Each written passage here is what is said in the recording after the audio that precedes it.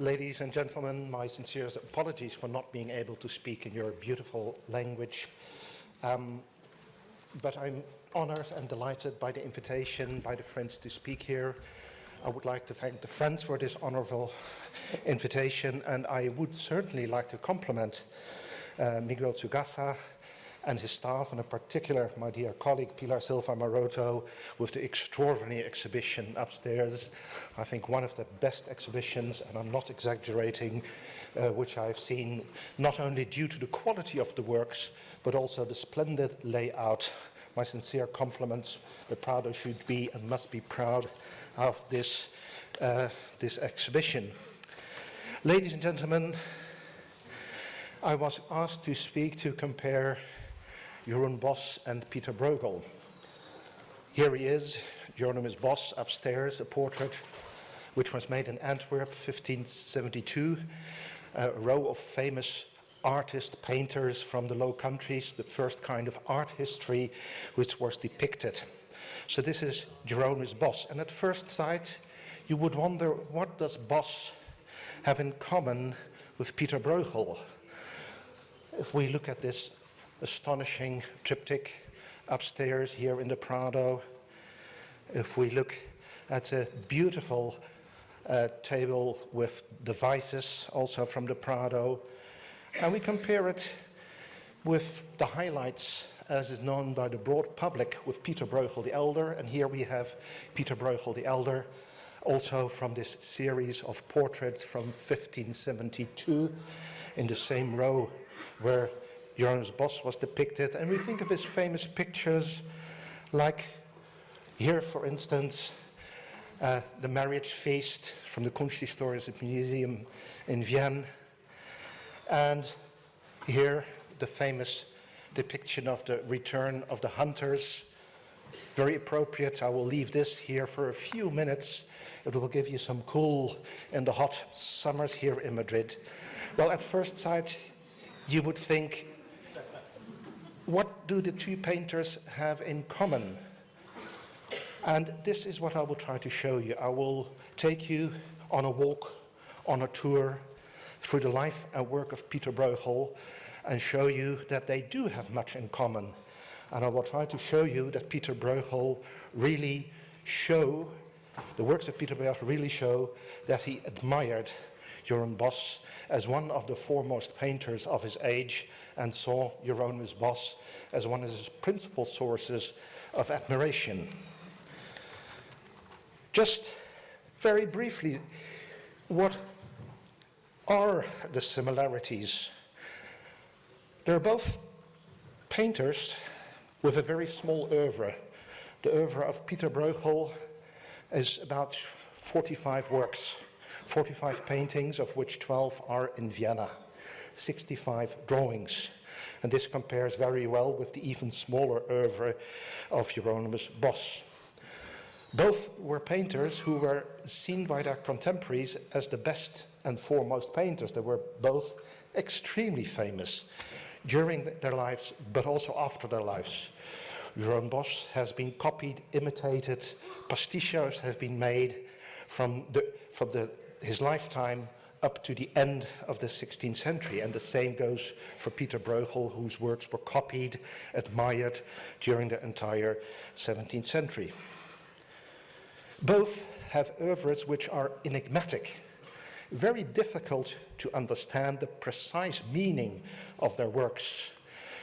Both are painters which have been interpreted in numerous ways by art historians in the 20th century and the 21st century, often saying more about the art historians themselves than discovering anything useful about the work of Bosch or Bruegel.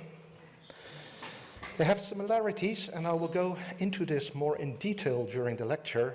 They have very strong similarities in painting and drawing technique.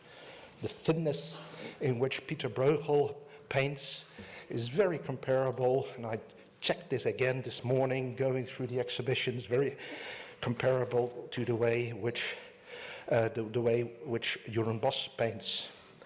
So yes, these are all similarities also in iconography, which you will see later. But there are certainly many differences. Just remember Jeroen Bosch, born in 1450. He was born when the Burgundian Empire was establishing itself, was at the height of its power. Jeroen Bosch saw the disintegration of this Burgundian Empire and saw the beginning of the Habsburg Empire in the very early 16th century.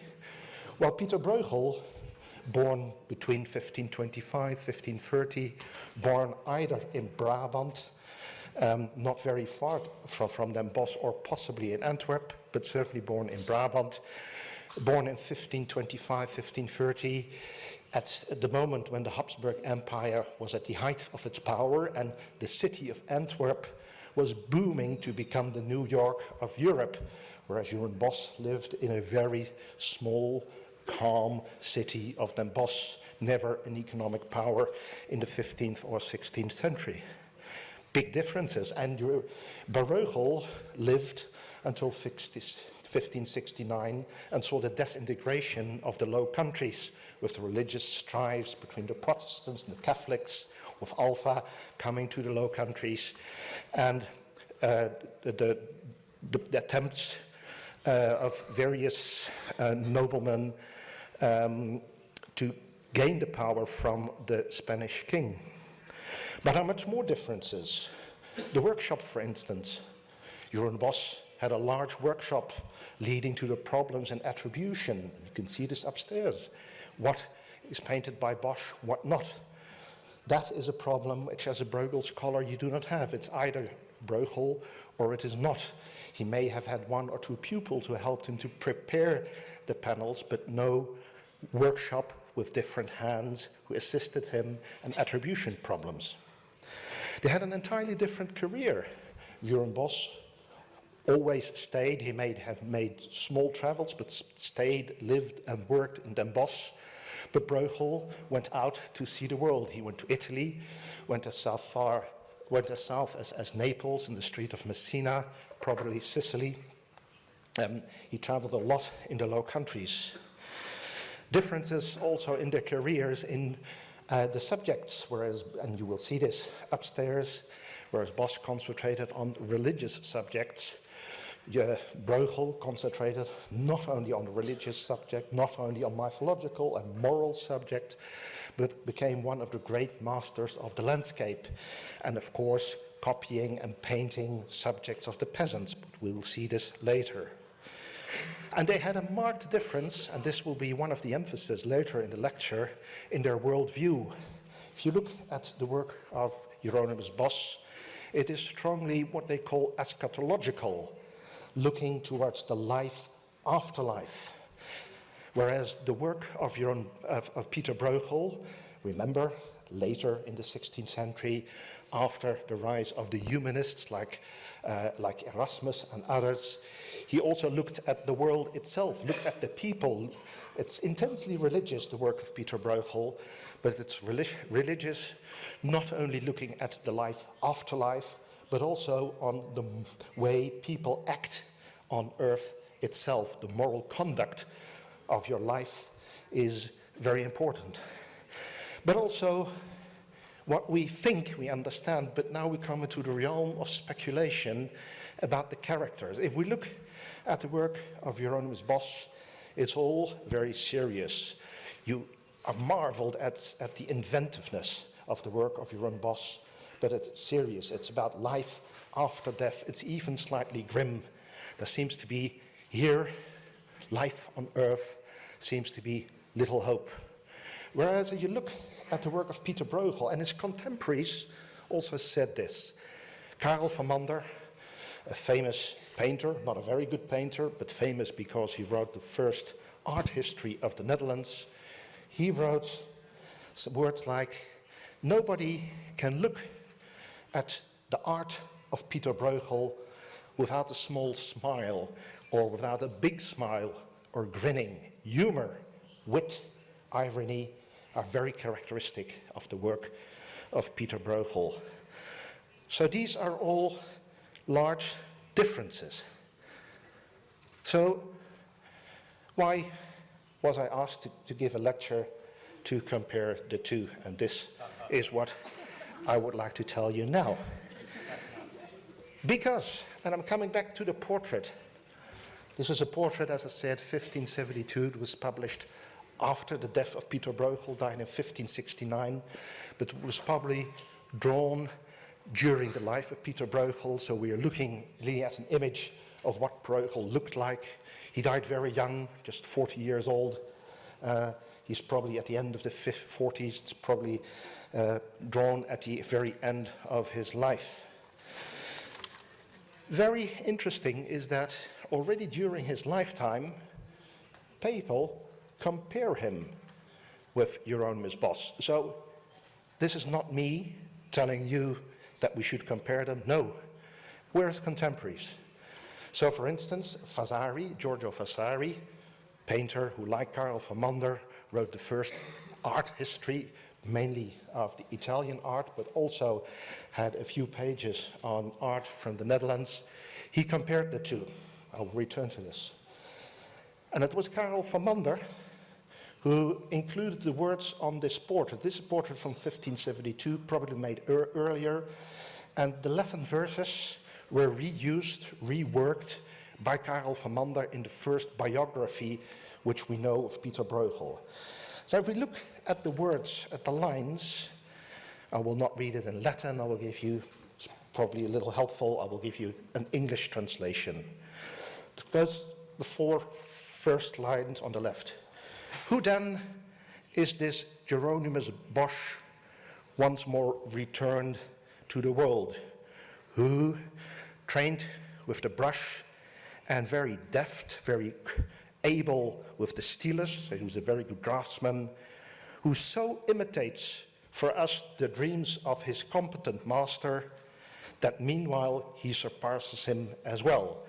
So what does this line say? And this is by a learned scholar, a humanist, Domenicus Lampsonius, who wrote these verses somewhere during the life of Bruegel. He asks himself as a rhetorical question, who is this master? Who is this master who is the reincarnation of Hieronymus Bosch, so well trained in using the brush and the stylus, the drawing pen, that he not only, and it's very important, not only imitates us, imitates his competent master, but surpasses him as well. And this is in line, I'm sorry for all the names, this is in line with the words of a famous Italian humanist, Lodovico Guicciardini, was a Florentine nobleman who traveled to the Low Countries and who wrote a thick book about his observations of I Paesi Bassi, the Low Countries. And he also writes about art, and he must have been in Antwerp around 1560, 1561. So he then says that there were two very famous masters, several famous masters, and one was Peter Bruegel. Peter Bruegel, and this was published in 1567, so during the lifetime of Bruegel. Peter Bruegel acquistato il soprannome secondo Girolamo Bosco. So it was Peter Bruegel who had, during his lifetime, already received the nickname the second Hieronymus Bosch. So during his life, famous authors, artists, the broader public, but I'll only quote these, already saw Peter Bruegel as the new and the second Geronimo Bosco, the second Jeroen Bosch. So let us have a look at his oeuvre. In the beginning of the works we know from Peter Bruegel, there is nothing which alludes to Hieronymus Bosch. Karel van Mander tells us that when he was a student of the arts, somewhere in the 40s in Antwerp, that he trained a lot after the works of Hieronymus Bosch. But the first works that we know are landscapes.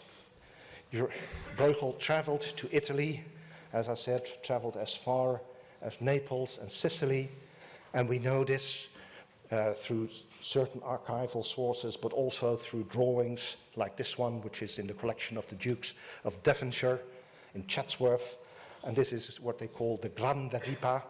This is the Tiber, This is the harbor of Rome where Bruegel sat. And this is what the first career of Peter Bruegel is. A landscape artist who collected a great number and drew a great number of landscapes during his travels through Italy, came back in '54, came into contact with an old friend, colleague of him called Hieronymus Koch, who had set up an engraving workshop and whose engraving and whose prints were popular throughout entire Europe. And for Hieronymus Koch, he made 1554, 1555, he made series of magnificent landscapes like these engravings, which reflect his travels in Italy, reflect his travels through the Alps. Magnificent landscapes, and it was with this series with which Peter Bruegel first became famous. 1554, 1555, Bruegel had established himself as one of the foremost painters of the landscapes. And as you will see upstairs, even though the landscapes in the background of Hieronymus Bosch are magnificent, we really cannot say that Bosch was a landscape painter with a specialization. But this is where Bruegel set off. But in 1555, he does other things as well. For the same Hieronymus Bosch, so he starts off as a draftsman, he starts off as a landscape painter, and he starts as a draftsman for Hieronymus Koch, not only making designs of landscapes, but also of moral compositions. And then, and this is a beautiful drawing from the Kupferstich cabinet in Berlin, the big fish eating the small fish, a beautiful drawing which was reproduced by Hieronymus Koch in this print. The big fish eating the small fish. And this is very typical for the kind of inventions, compositions, which Bruegel makes from 1555 to about 1560. And you will say, is this really after Bruegel? Yes, this is after Bruegel, because if you look in the left-hand corner, you will see that it says Hieronymus Bosch invented. Was invented by Hieronymus Bosch. And indeed, in the oeuvre of Hieronymus Bosch, you will find big fish eating small fish on several occasions. If you go upstairs and look at the magnificent triptych of St. Anthony from Lisbon, you will, for instance, but there are more cases where you will find this motif, you will see here a big fish eating small fish. Going back to the engraving. But what is the subject actually? The subject, as you see, is a big fish eating or having eaten, but I will come to this.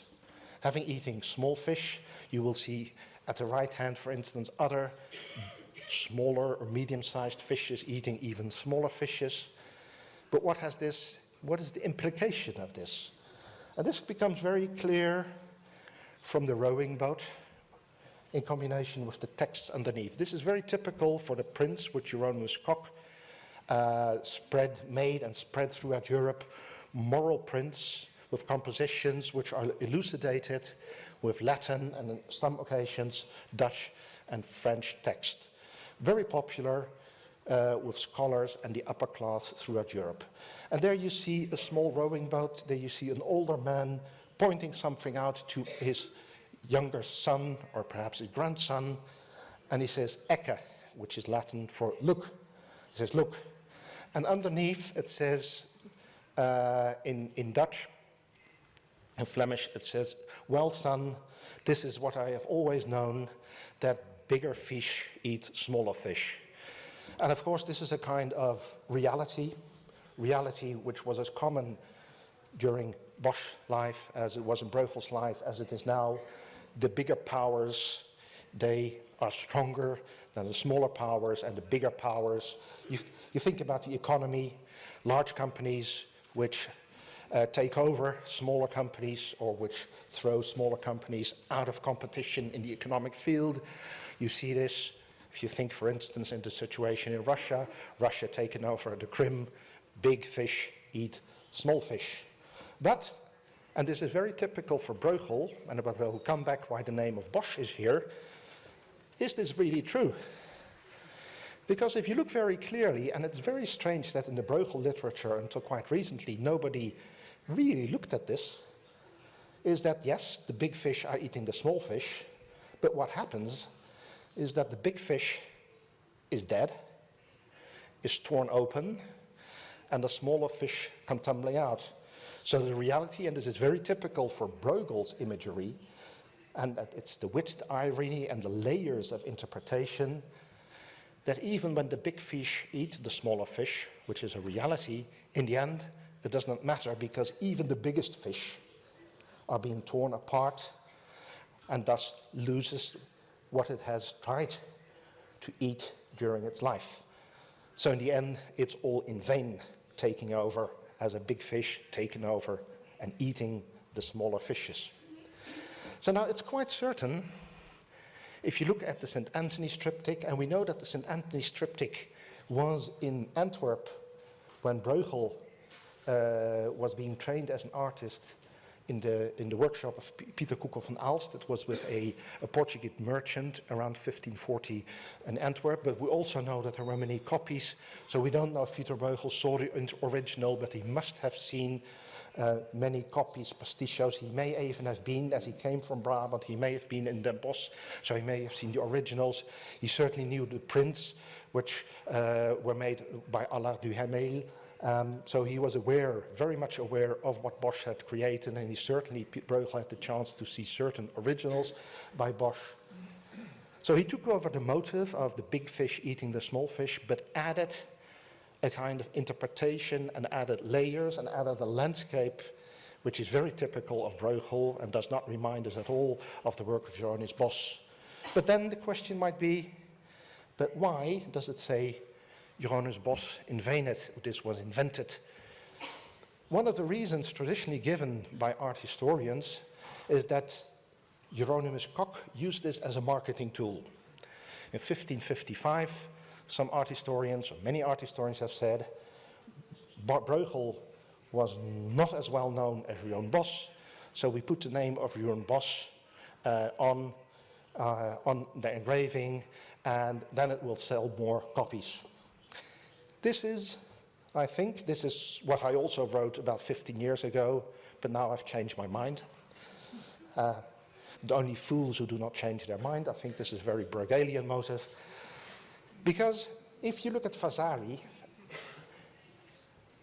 mentioned Bruegel and Bosch and compares the two, and he mentions inventions by Bruegel. And the prints by Bruegel, he adds this. So as far as Florence, because Vasari never went to Antwerp, so as far as Florence, somebody like Vasari immediately recognized and knew that this was an invention by Bruegel and not by Bosch. And a second meaning, not often used on prints, but often used in humanist literature of invenit, is not that this is a literal copy after Johannes Bos, but it is an artistic homage. It was inspired. Invenit can also mean that the invention, the original idea, was by Bosch, and it was then finished, altered, completed by Bruegel. This is an artistic process which is very common in 16th century art literature. It's called imitatio and then emulatio, imitating and then emulatio, making it better, using an idea as a source of inspiration and then transforming it, emulating it. And I now think, if you look at the source of Vasari, but also other sources, it is quite sure that people during his lifetime knew that this was an invention. This was a print after his design by Bruegel. I think the name of Bosch was really added to let Bruegel show that Bosch was his source of inspiration. An homage, the first homage which Bruegel paid to the oeuvre of his famous predecessor. And it's very important to realize that Bosch was extremely popular during the entire 16th century. People tended to speak about a revival of Bosch in the 50s and 60s, after a period in the 30s and 40s. It wasn't popular. No, recent research of the Bosch imitations show that his popularity was on a continuous peak. He was continuously popular until the very end of the 16th century. Then if we go to this, of course, beautiful table with the devices, contested by some, but rightly here as a authentic work by Bruegel. And then we see Bruegel doing something by not literally copying a motif, but using Bosch, possibly this table, but possibly other works, as a source of inspiration. Between 1557 and 1560, Peter Bruegel designed a series of 7 vices, 7 virtues, and the last judgment. And you will see several of these works in the next 5 minutes. This was a hugely important and popular subject in the middle of the 16th century. The middle of the 16th century in the Low Countries was the region where the Protestants, whether they were Calvinists or Lutherans, were most present in Europe. There were more Calvinists living in Antwerp in the 60s than living in Basel and Geneva. So it's the battles, the religious strifes, but also the differences in opinion, the different theological opinions on religion were extremely important. And one of the key issues in the religious strives between the Protestant dominations and the Roman Catholics was whether you were born with the possibility to improve your fate after life during your life, or it's the predestination, or whether you were born with either the destination hell or heaven, and nothing what you will do during your life could change this. This is the predestination. So there were a lot of theological debates about the predestination. And in the predestination, and in those opinions, of course, virtues and vices are very important. So traditionally, according to the Roman Catholic Church, if you are born, of course you have the sin with you, but during your life, avoiding the vices, practicing the virtues could help you shorten your period in the limbo and could help you with the final judgment, because it's the final judgment, of course, where when Christ resurrects and the final judgment is being made, that is the moment where your fate for destiny will be known to you. It will be either hell or will be heaven. And in the context of all those religious strifes and debates between the Protestants on the one hand and Roman Catholic theologians and moralists on the other hand, images of the virtues and vices coupled with the final judgment were extremely popular. So in the 50s, 60s and 70s, you see in the Low Countries large number of series, virtues, vices, and the last judgment. And this is the context where you must place the series by Peter Bruegel.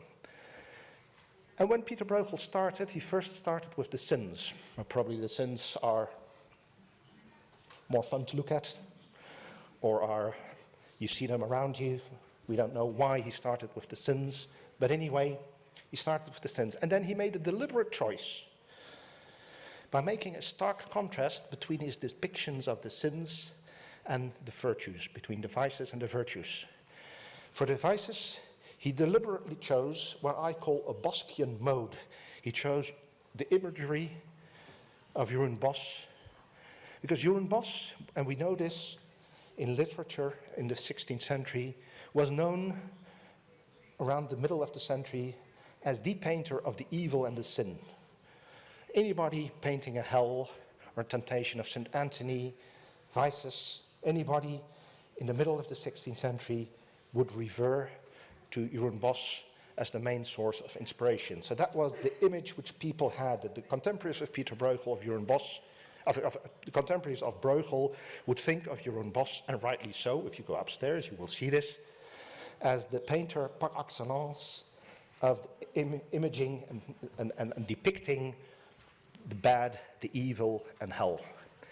And this is what Bruegel also showed. And here you see the avarice. Is one of the series. You see it also published by Hieronymus Koch. You see the same kind of build-up as the other prints, a horizontal format, a complex composition, which in all details will remind you of the imagery of Jeroen Bosch. Then you will have a personification in the center, a personification with all kind of attributes which revert to the sin which is being depicted, like, for instance, the toad. This is avarice, which is considered to be one of the most foul sins after superbia. And then again, you would have a Latin line and a line of Dutch text, which would not give a literal explanation, but would help you decipher. So what is the public for these kind of prints? That was not the common person. These were humanists, these were collectors, the wealthy, educated part of society throughout Europe. We know Hieronymus Koch also was present in the Frankfurter Buchmesse. You will associate, if you know anything about books and publishing, you will think of the Frankfurter Buchmesse as something which is of the 20th and 21st century. It's the biggest fair of publishers and books in the world. But the Frankfurter Buchmesse was already there in the 16th century, and we know that Hieronymus Koch was present. He also had catalogues where prints such as these were listed. So people would go there, could buy there, but they were also ordered. We know slightly later that, for instance, Benito Arias Montano was the librarian in Escorial. He was a good friend of many. He had lived in Antwerp for a long period. We know that Montano ordered prints from engravers such as Hieronymus Koch, such as Philip Galle. So prints like these were made for a very educated part of the public, an international part of the public. And prints such as these were spread throughout Europe. So here you see this kind of composition where and I don't need to go into details here, where the Boschian influence is very clear. But it's also very clear that when Bruegel takes over an image by Bosch, it's never literal. He never copies. He uses a kind of uses imagery by Bosch as a source of inspiration and then transforms it. I will give you an example. So, for instance, here, from the Garden of Love. One cannot compare this very well with, for instance, this preparatory drawing by Peter Bruegel. This is for the sin of lust. So you will see all kinds of images, all kind of imagery which relates to lust in general. And if you look at the female personification in the trunk, then it strongly reminds you of, for instance, this detail from the Garden of Lust, taken from a completely different context, but using it, reusing it. And then if you dwell into the details of this beautiful drawing, then you will see all kinds of details which relate to Bosch, but not literally. So for instance, all the animals, which are half animal, half human, creations which are half animal, but also combined with objects. You will see them all there, all kind of monsters, bizarrities. And if you look at prints such as these, if you look at compositions such as these, you immediately understand, without even knowing all the details, you immediately understand why contemporaries in this period already called Bruegel the second Jeroen Bosch, who even surpassed the work of the master. So, for instance, this is then an image, a detail, which again comes from the Antonius triptych. And you will never see a literal copy of this print, but then look again at all the animals, all the fantasy creations which Bruegel has here. Then you will see that they really have a lot in common. So this continues, of course, here. This after finishing the series of devices, 1556, 57. Then he made the Last Judgement. The Last Judgement, which again is very Boskian in atmosphere, very logical, because Bosch, as no other painter, was a master in depicting the hell, and also the Last Judgement, which you will see upside. And again, you will see the big fish eating, or the big fish eating something. You will see it there. But you also see to the right, I forgot to put an image on it, but if you go upstairs and you look at the beautiful drawing of the owl's nest, there you will see an image with owls on the right by Bruegel, which, although we do not know if Bruegel ever saw the drawing of the owl's nest, but we are quite certain that there must have been related copies or other paintings or drawings by Bosch, which he must have seen, as they are so close.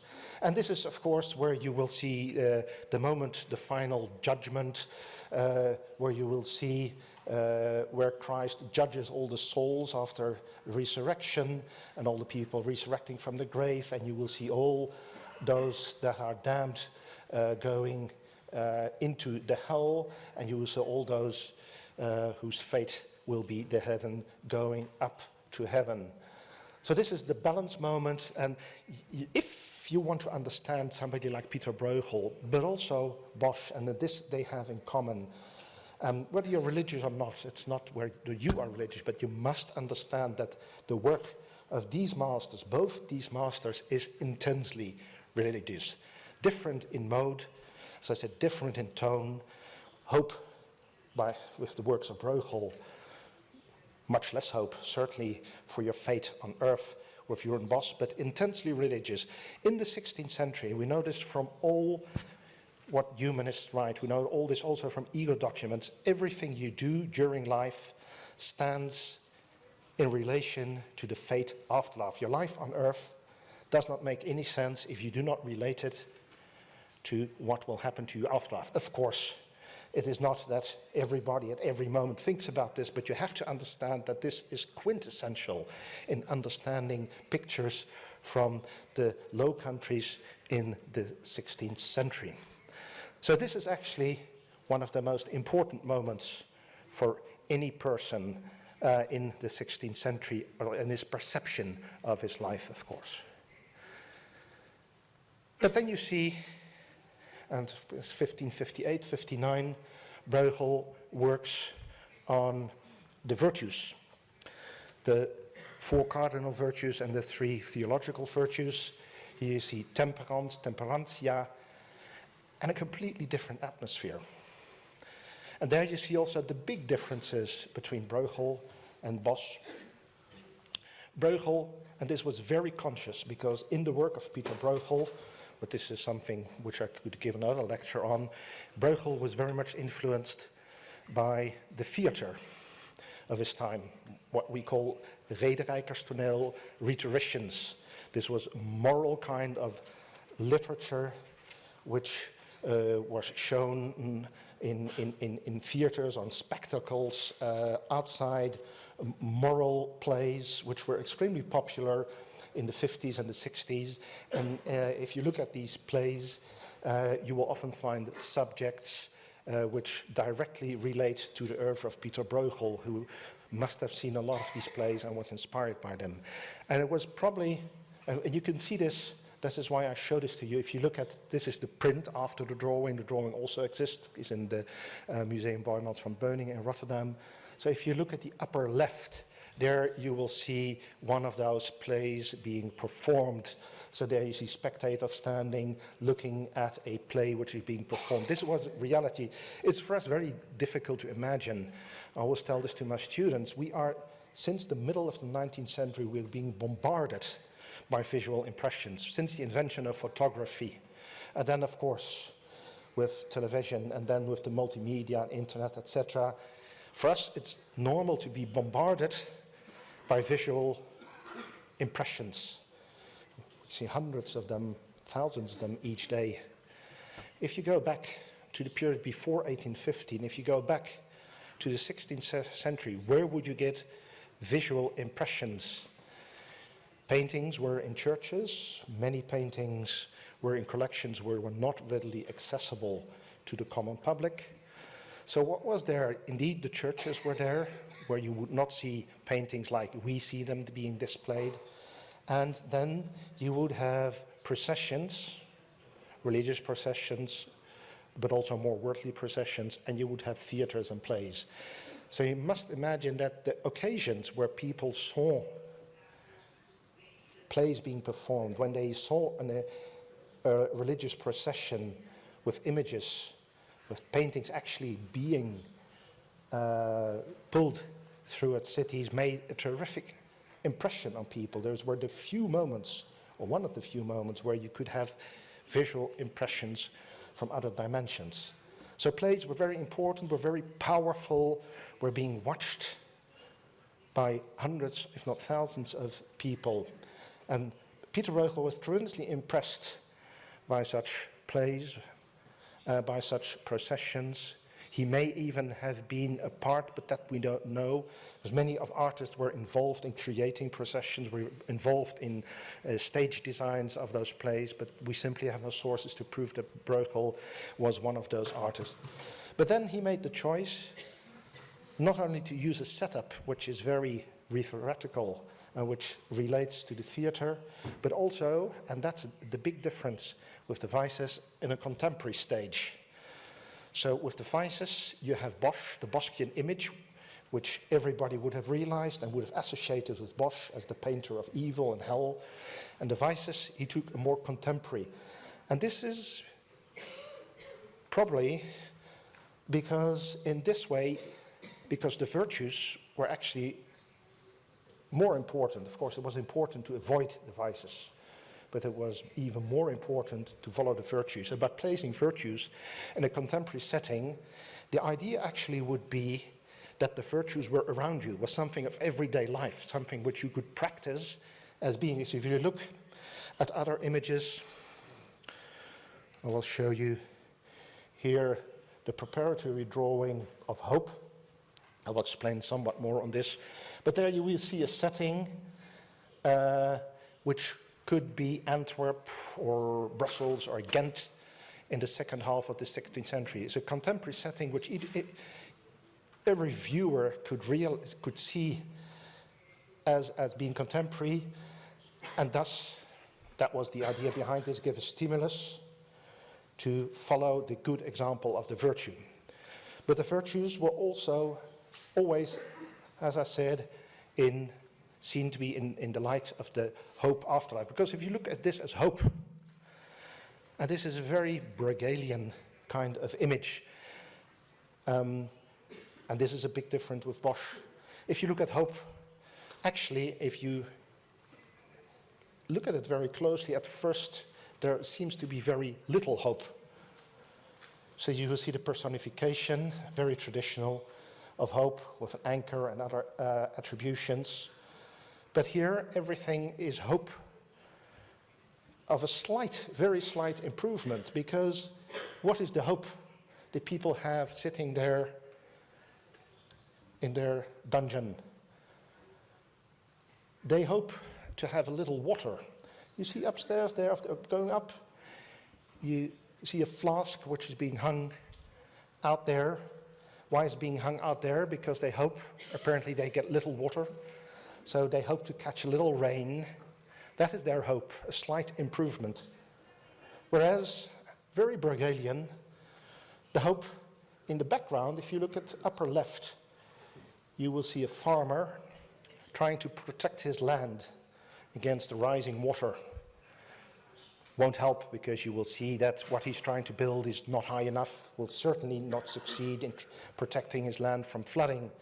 So whereas the people there in the right have no water and are despairing, hoping for a little water, the farmer on the left is hoping he won't have too much water. Hope, if you look, very common, of course, in the 16th century, 15th and 16th century, fire. Fire in cities was very tight regulations to avoid fire, because if there was a fire, often it would spread to hundreds of houses, very dangerous. So avoiding fire was very important. So there you see a very typical townscape, cityscape from the southern Netherlands in the 16th century. There you also see people needing a lot of water, trying to what's again is English, to put out the fire in the houses. Whereas when you go to the left, there is too little water there. If you go to the left, of course, the ships, the shipwrecks, the men try, in the fear of drowning, they have too much water. And then again, and that's the Boschian element, then you see this large monster. Even in a print like this, which at first sight you think there's nothing which relates to Bos. If you look at the lower left, then certainly you see a monster kind of a fish, which, and the man, you can see him in the very lower left corner, being scared, his hair is being standing right out. So scared is he, and was being swallowed by this monstrous fish. But this fish actually is a reference, and you will see fishes like these in various pictures of Jon Bos, to Leviathan, one of the Old Testament monsters from hell.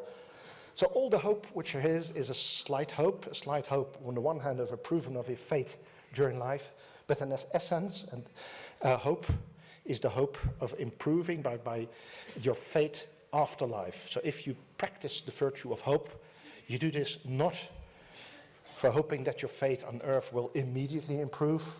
You might get a little water extra, you might succeed in protecting your land, you might succeed in putting out the fire in time so that your house is not destroyed, but the real hope is the hope of a good fate, or a not too bad fate, in the life after life. But a deliberate choice not to use the Boschian mode, but here to use a realistic 16th century setting. And then it seems, we're now at 1558, that Bruegel really takes a different path, takes a path which leads him away. He started as a landscape painter, but then became involved with the Boschian imagery. And then it seems that he leaves Bosch behind for good. And then we see beautiful works of art. This is also a preparatory drawing, one of the very few drawings which is still in a private collection. Beautiful drawings of skaters before the St. George gate in Antwerp. But even this drawing, and that's always the case, and in this sense, Bruegel and Bosch are the same, because if you think you can understand Bosch, you only understand the first dimension, the first interpretation of a layer. Then you go underneath, always one or two layers, and you're never sure how they relate to each other. Very difficult to interpret the work of Jon Bos, and this is also the case with Bruegel. This is one of the more clear ones. So this, at first sight, is a fun ice skating.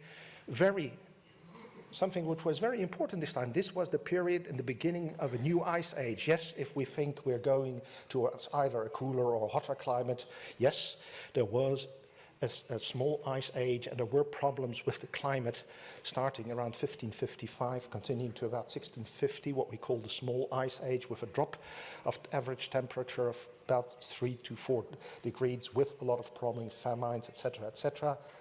So this was the period when ice, and because in this period before, there were wines growing in the southern Netherlands. And this was the beginning of the new ice age, and this is also the start of a series of winter landscapes with people skating. So this was something which became very popular, and Bruegel stands at the beginning of the winter landscape traditions in the Netherlands, the southern Netherlands and the northern Netherlands. So this is something which Bruegel must have seen. But there are various layers. I only have a detail of this print. The one detail which is lacking is at the far left. And there you would see a woman pointing something out. And then she's pointing towards what you see in the upper right corner.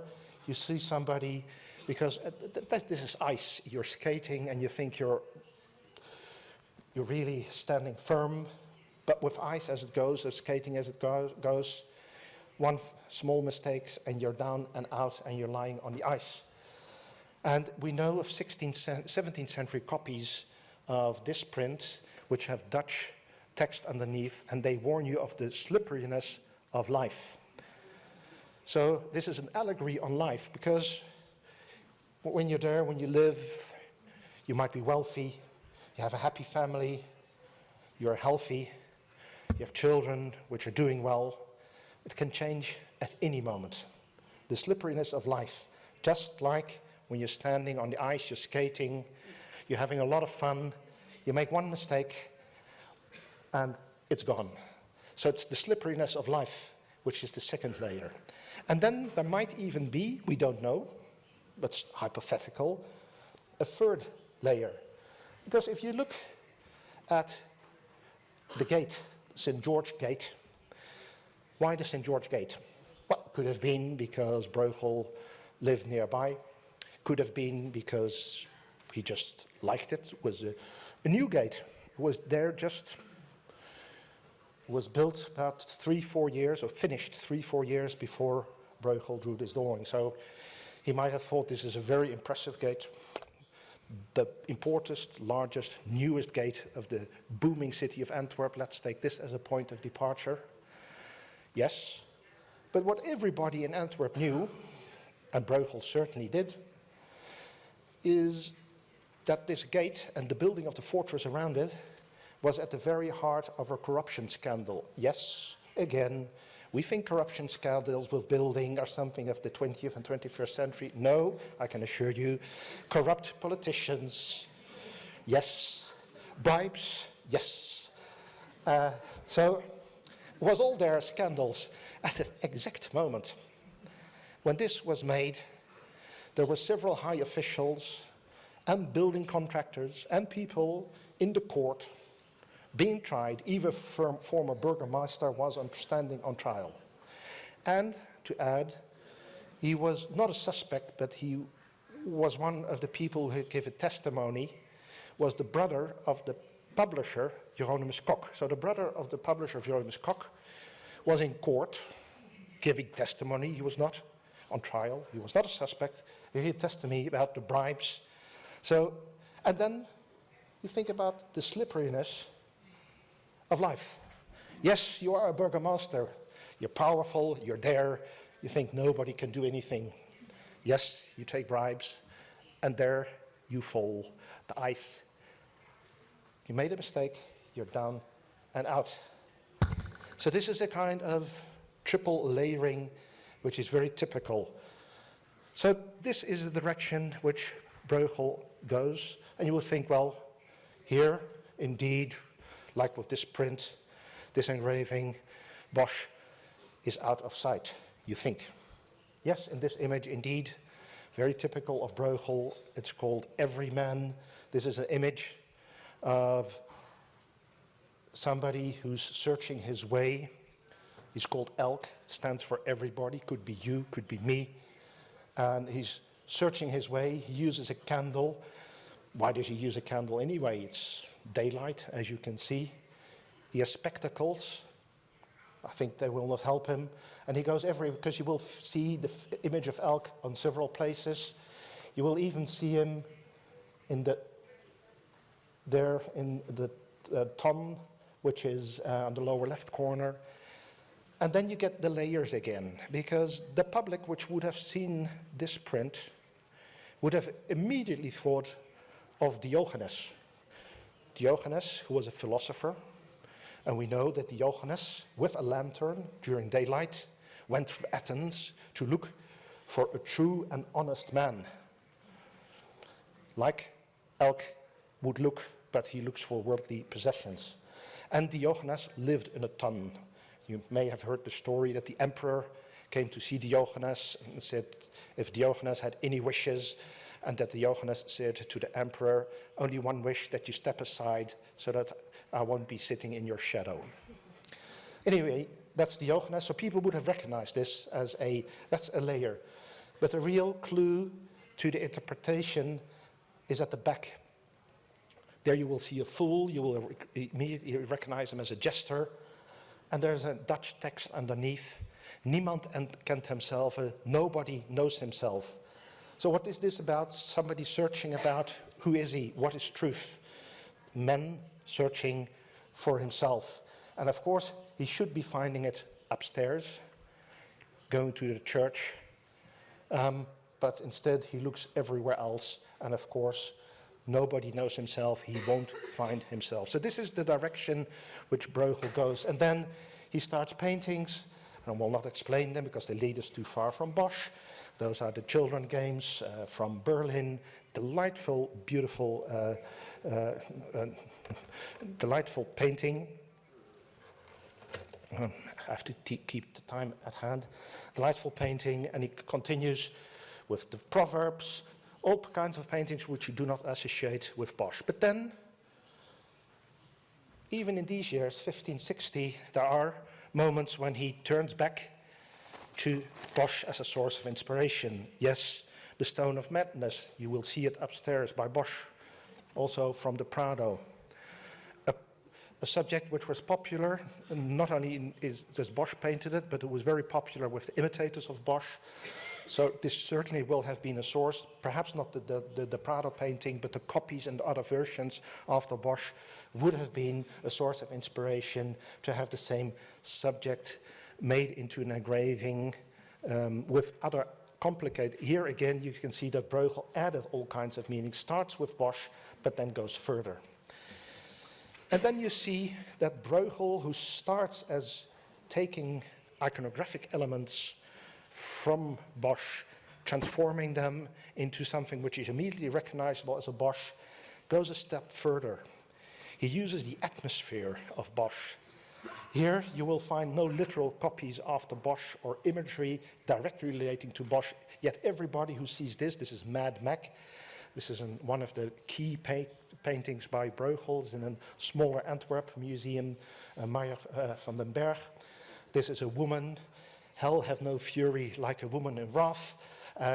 Here you will see Mad Mac, who is leading a troop of women through hell. And even the devils are afraid of Mad Mac. Very interesting, very complicated. And here again, you will see the fish eating somebody, but all as minor details in a bigger composition, which relate to Bosch in a more general way. Of course, if you look at the background, also in the painterly technique, for instance, in the way which how Bruegel depicts in some of his painting the towering infernos in the background is very similar in his treatment of the brush and the coloring to paintings by Bosch, and this comes from a part of the St. Anthony triptych in Lisbon. Then, of course, we have the painting here, The Triumph of Death. The Triumph of Death is exceptional in Bruegel's oeuvre. Exceptional because here you do not find any hope. Whereas in all paintings of Bruegel, there is hope somewhere. This, go upstairs. It's now much quieter than in the Bosch, of course, but go, if you've seen Bosch, go back, look at The Triumph of Death, and see how it relates to Bosch, and how this also relates to Bosch in the sense that there is no hope for men. Whether you're rich, whether you're a pope, whether you are poor, whether you're beautiful, young, old, death takes you, and it takes you in the most gruesome of ways. And you will find it not only in general atmosphere, but also in certain details. This comes from the hay wain, but the way this is painted and the motive you can find quite similar aspects in The Triumph of Death.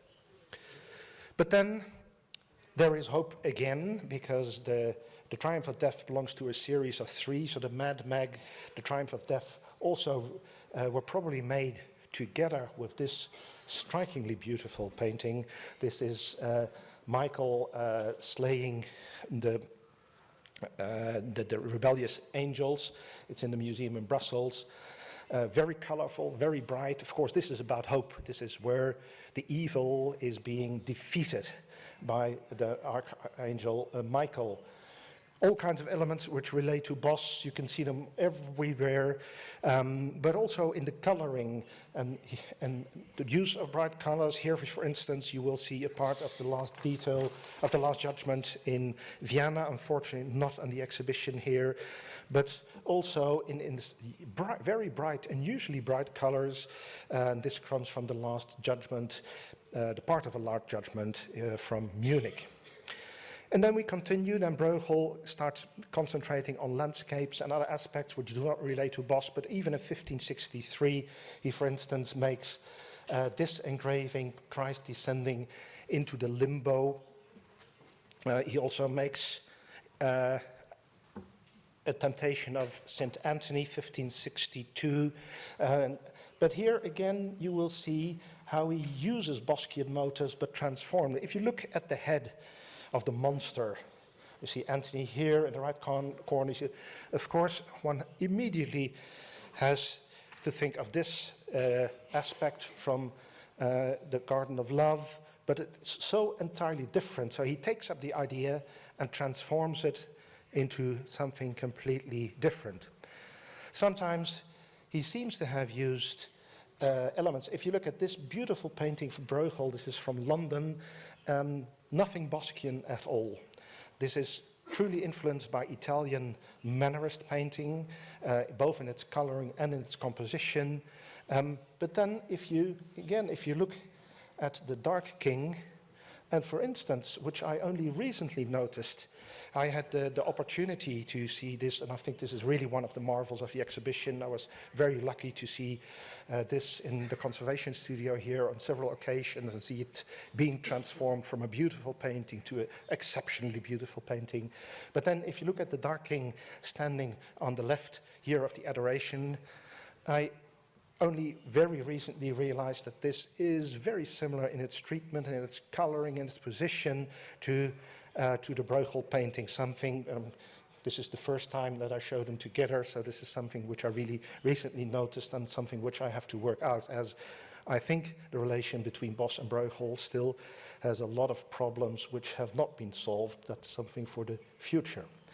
And then we come, and this is the final part of my talk, very briefly, as I discussed this on several occasions, to the painting which Pilar and I introduced into the Bruegel literature about 4 or 5 years ago, coming from a private collection in Spain.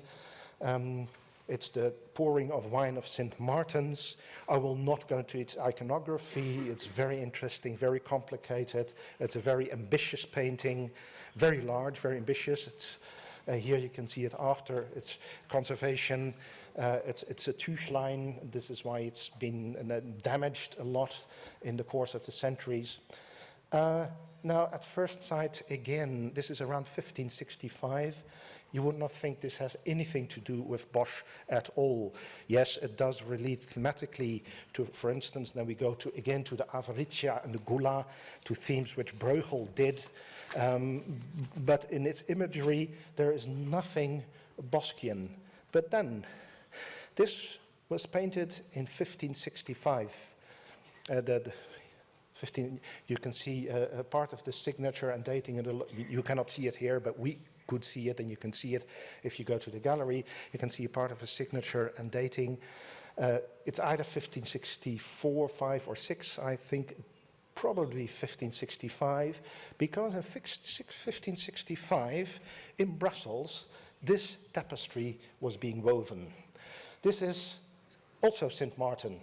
In the composition, it has nothing to do with Bruegel, of Bosch. Bruegel, this is Bosch, after Bosch, it's nothing to do with Bruegel. But the fact that in 1565, when Bruegel lived in Brussels, And if you realize that tapestries were the most luxurious, the most important, the most costly of artworks being produced in the 16th century, and if you know that Bruegel had very good connections with the upper part of society in Brussels, then it's sure that somebody like Bruegel, who had such an interest in Bosch, would have, at least on a few occasions, have seen this tapestry being woven. Even if he did not, let's just suppose, I don't think so, but even if he would not have seen the tapestry, then he would have known the engraving which was made after the preparatory design for the tapestry. So here you see. So in its depiction of St. Martin, this is completely different. But yet here, Bosch, the famous artist with the image, with the subject of St. Martin being woven in 1565 in Brussels, with a print made by Hieronymus Koch, with whom Bruegel had very strong connections. I cannot think anything else that this must have been a stimulus.